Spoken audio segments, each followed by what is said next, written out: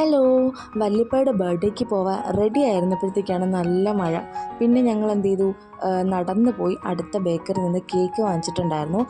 Cake എൻ്റെ ബ്രദറായിരുന്നു വാങ്ങിച്ചിട്ടുണ്ടായിരുന്നത്. പക്ഷേ ഞാൻ പോകുന്ന വഴിക്ക് വാങ്ങിച്ചുകൊണ്ട് പോയിട്ടുണ്ടായിരുന്നു.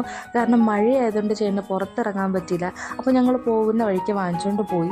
അപ്പോൾ കഴിക്കാനായിട്ട് എന്തെങ്കിലും ഉണ്ടോ എന്ന് നോക്കിയപ്പോഴത്തേക്ക് പപ്സ് എല്ലാം തീർന്നു. അങ്ങനെ ഒരു ബനാന പപ്സ് വാങ്ങിച്ചിട്ടുണ്ടായിരുന്നു പാഴ്സൽ. കാരണം ഞാൻ രാവിലെ ഒരു മരണ വീട്ടിൽ പോയിട്ട് വരുന്ന വഴിക്ക് ചേച്ചിയുടെ വീട്ടിൽ നിന്ന് ദോശ കഴിച്ചതാണ്. അതിനുശേഷം എനിക്കൊന്നും കഴിക്കാൻ പറ്റിയില്ല. ഇതാണ് ഞാൻ എപ്പോഴും ലഡുവൊക്കെ വാങ്ങുന്ന കട.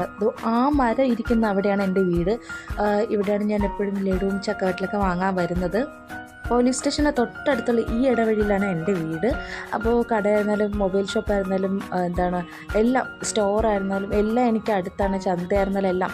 അപ്പോൾ ഇപ്പം ഞാൻ വന്നത് മസാല കപ്പലണ്ടി വാങ്ങാനായിട്ടായിരുന്നു. കാരണം രാത്രി ഒരു സിനിമ കാണാനുണ്ടായിരുന്നു. പുതിയൊരു സിനിമ ഏതോ ഇറങ്ങി. അപ്പോൾ ഞാൻ ഡൗൺലോഡ് ചെയ്തു. അപ്പോൾ അത് കാണാൻ നേരത്ത് കഴിക്കാനൊന്നും ഇല്ലയെന്ന് വിചാരിച്ച് വാങ്ങാൻ വന്നതായിരുന്നു. പിന്നെ പപ്പ കേക്കൊക്കെ കട്ട് ചെയ്തതിന് ശേഷം രാത്രി ഫുഡ് ഉണ്ടായിരുന്നു. പക്ഷേ മഴയായതുകൊണ്ട് ഞാൻ കപ്പയും മുളക് ഉടച്ചതും മീൻ വറുത്തതായിരുന്നു കഴിച്ചത്.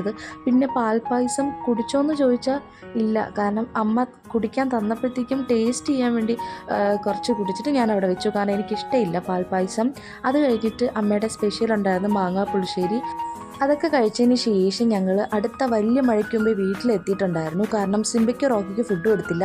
അപ്പോൾ ഇത്രയേ ഉള്ളൂ. ടാറ്റാ.